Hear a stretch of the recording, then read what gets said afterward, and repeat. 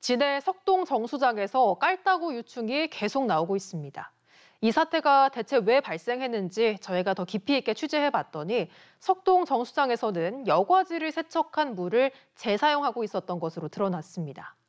또 방충망이나 여과망도 설치하지 않는 등 환경부의 지침도 지키지 않고 있었습니다. 정영민 기자의 단독 보도입니다.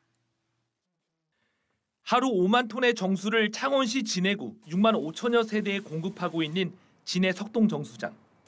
지난 7일 깔따구 유충이 처음 발생한 이후 닷새 동안 정수 처리 과정에서 유충 검출이 계속되고 있습니다.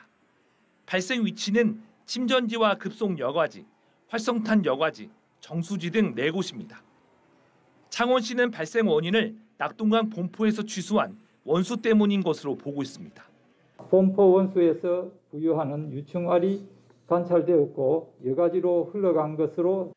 하지만 같은 낙동강의 원수를 하루 7만 톤 공급받는 반송 정수장은 유충이 발생하지 않았습니다.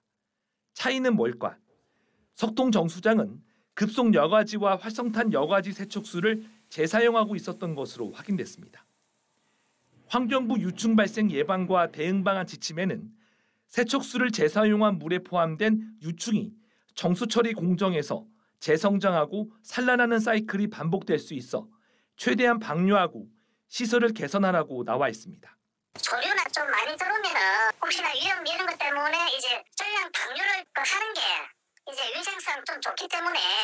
창원시는 세척수를 방류하지 못했던 건 배출수 처리 시설의 용량이 부족한 데다 무엇보다 비용 절감 때문이라고 말합니다.